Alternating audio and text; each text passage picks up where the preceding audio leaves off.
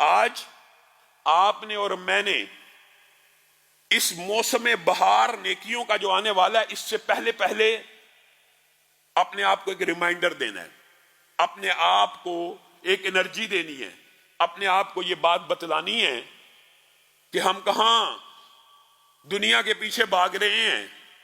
کیا مسلمانوں کی تخلیق صرف مسلمانوں کی نہیں، انسانوں کی تخلیق کا مقصد یہی تھا؟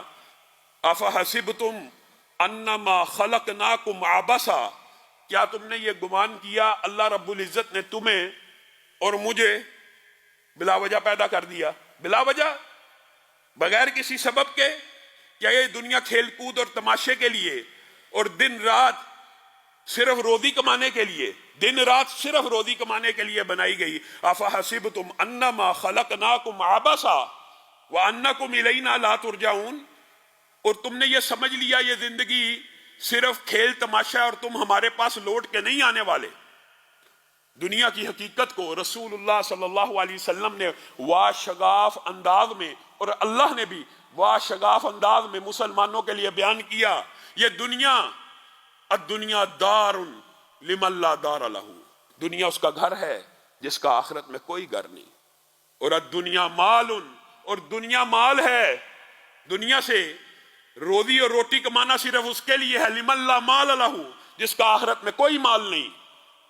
اور اس کو جمع کون کرتا ہے؟ لمن لا عقل لہ، جس کے پاس عقل نام کی کوئی چیز نہیں۔ رسول اللہ صلی اللہ علیہ وسلم نے تو یہاں تک کہہ دیا الدنیا ملعونۃ وملعون ما فیہا۔ ایک حدیث انسان کو سمجھ آ جائے دنیا کی حقیقت۔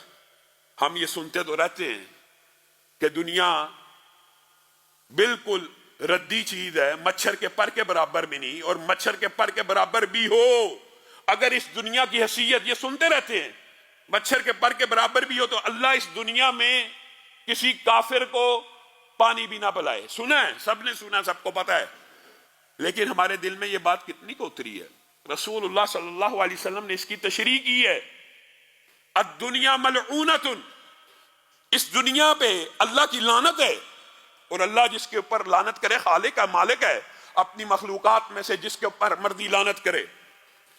وَمَلْعُونٌ مَا فِيهَا، دنیا میں ہر چیز کے اوپر لعنت کی گئی ہے، اور جو کچھ اس میں ہے اس کے اوپر بھی لعنت کی گئی ہے، اللہ، تین چیزیں ہیں، اور چوتھی چیز ان کی طرف لے جانے والی۔ گویا انسان کو ان تین میں سے ایک کیٹیگری میں ہونا چاہیے، اللہ عالم او متعلم او ذکر اللہ۔ ہر چیز کے اوپر لعنت ہے، یہ میں نہیں کہہ رہا، یہ کوئی مولوی نہیں کہہ رہا، یہ ملعون چیزوں کے پیچھے بھاگنے والوں کو سوچنا چاہیے کہ اللہ کے رسول کیا چاہتے ہیں مجھ سے اور آپ سے۔ صرف تین چیزوں کے اوپر اس دنیا میں لعنت نہیں بھیجی گئی، گویا ان کے اوپر رحمت بھیجی گئی ہے۔ ایک عالم کے اوپر جو دین کا علم حاصل کر کے عالم بن جائے، دوسرا جو عالم تو نہ ہو، کاروبار میں بھی بیزی ہو، مصروف ہو، کوئی حرج کی بات نہیں ہے، ربنا آتنا فی الدنیا بھی ہے، لیکن وہ طالب علم ضرور ہو، ہر وقت اس کی یہ خواہش ہو کہ جہاں دین کی بات مل جائے، جہاں سے دین کی بات سنوں، اس کو یاد کروں، یا عالم ہو جائے یا متعلم ہو جائے یا طالب علم بن جائے۔ یہ دو کیٹیگریز ہیں جن کے اوپر لعنت نہیں ہے، یا ذاکر بن جائے، نہ عالم ہے نہ متعلم ہے، لیکن زبان ایسی ہے، کاروبار پہ بیٹھا ہوا ہے، جب فارغ وقت ملتا ہے کہہ رہا سبحان اللہ سبحان اللہ اللہ اکبر الحمدللہ۔ تیسری چیز یہ ہے کہ وہ ذکر اللہ ہو اور ذکر اللہ کرنے والا ہو۔ اور چوتھی بات رسول اللہ صلی اللہ علیہ وسلم نے وضاحت سے بیان کر دی، وہ یہ ہے جو ان تین رستوں کی طرف رستہ لے کے جا رہا ہے وہ رستہ بھی لعنت سے پاک ہے۔ مثلا آپ مسجد میں آ رہے ہیں ذکر کرنے کے لیے، اللہ کا ذکر سننے کے لیے، اللہ کی بات سننے کے لیے، رسول اللہ کی بات سننے کے لیے، گویا گھر سے نکلتے ہی حالت عبادت میں ہے۔ اور بعض حدیثیں آپ نے سنی ہوگی کہ مسجد کی طرف جانے والا، گھر سے نکلنے والا، اس کا اجر پورے کے پورے احرام باندھے ہوئے حاجی کے برابر ہے۔ گویا ذکر کے رستے پہ چلنے والا بھی، لعنت سے پاک ہو گیا، علم کے رستے پہ چلنے والا بھی پاک ہو گیا، خود کو طالب علم سمجھنے والا بھی پاک ہو گیا۔ اور عالم ہونا یہ تو بڑے اعزاز اور شرف کی بات ہے، اور اللہ کرے اللہ کل قیامت کے دن ہم میں سے بعض کو علماء میں بھی اٹھائے، عالم ہو یا متعلم ہو یا ذاکر ہو یا ذکر کرنے والا ہو۔ بتائیے آپ میں سے ایک بندہ کوئی حدیث بھی نہیں جانتا، کوئی حدیث بھی نہیں جانتا، کوئی قرآن کی آیت زبانی یاد نہیں، مثال دے رہا ہوں، اللہ کا فضل ہے کہ سارے مسلمان ہیں، سورۃ فاتحہ سب کو آتی ہے، نماز پڑھتے ہیں، لیکن ایک مثالاً کہہ رہا ہوں، کیا اس کو سبحان اللہ کہنا مشکل ہے؟ کیا اس کو الحمدللہ کہنا مشکل ہے؟ کوئی مشکل نہیں ہے، یہ ہم نے مشکل بنائی ہوئی۔ تو گویا ایک عام بندہ بھی جب بھی فارغ بیٹھے اپنی زبان کو ذکر سے تر رکھے تاکہ اس لعنت سے نکل جائے جو اللہ نے اس دنیا کے اوپر اور دنیا کی ہر چیز کے اوپر ڈالی ہوئی ہے۔ افحسبتم انما خلقناکم عبثا، کیا تم نے گمان کر لیا ہے کہ تمہیں بلا سبب پیدا کیا گیا ہے؟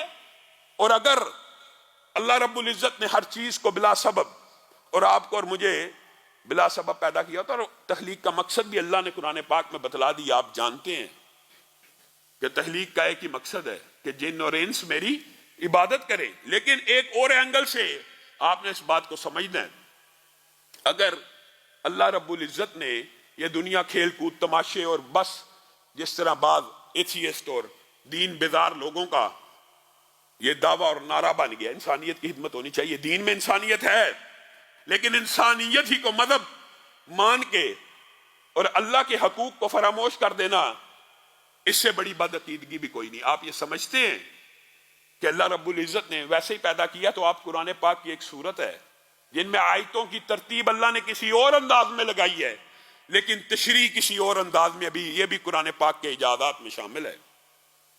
ما یلفظ من قول الا لدیہ رقیب عتید، اگر دنیا بے سبب ہوتی تو اللہ رب العزت نے جو انسان کے اعمال کی ریکارڈنگ کا سسٹم بنایا ہے وہ کتنا جامع ہے، وہ کتنا مضبوط ہے، وہ کتنا پختہ اور پکا ہے، اور اللہ تعالیٰ آپ کو اور مجھے وہ سسٹم بھی بیان کر رہا ہے۔ اللہ کو یہ بیان کرنے کی ضرورت تو چندہ بھی نہیں تھی، لیکن اللہ بیان کر رہا ہے تاکہ اللہ کی بات شاید کچھ لوگوں کو سمجھ آ جائے۔ ما یلفظ من قول الا لدیہ رقیب عتید، انسان حلق سے کوئی آواز نہیں نکالتا، کوئی آواز کبھی کبھی بامانی ہوتی ہے اور کبھی کبھی بے معنی بھی ہوتی ہے۔ انسان حلق سے کوئی آواز نہیں نکالتا، جس کو ریکارڈ کرنے والے فرشتے ریکارڈنگ پہ بیٹھے نہیں ہوتے اور وہ لفظ کو کیا آواز کو بھی ریکارڈ کر رہے ہوتے ہیں۔ بتائیے یہ ریکارڈنگ کیوں ہے؟ اگر آپ کے اور میرے اعمال پیش ہی نہیں ہونے تو میرے اور آپ کے اعمال کی یہ ریکارڈنگ کے جو حلق سے آواز نکل رہی ہے، اللہ کہہ رہا ہے میں ریکارڈ کر رہا ہوں۔ قرآن پاک میں یہ ترتیب اور انداز میں ہے اور اس کی تشریح اس انداز میں ہے۔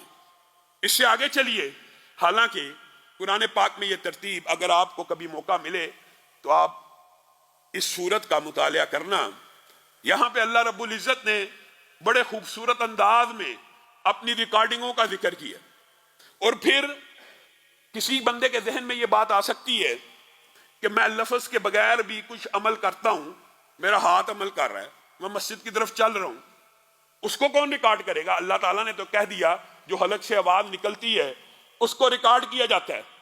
اللہ رب العزت نے بھی کوئی اشکال نہیں چھوڑا بندے کے دماغ کے لیے۔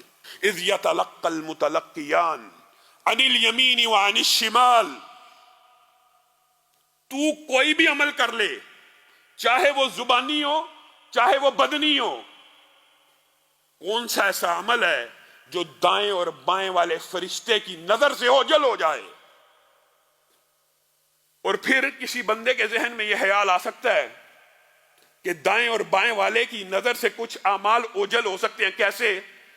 ایک بندہ یہ سوچ سکتا ہے کہ میرے دل میں نیکی کا خیال آ رہا ہے، میرے دل میں نیکی کا خیال آ رہا ہے، اور حدیث موجود ہے کہ نیکی کا خیال بھی نیکی ہے۔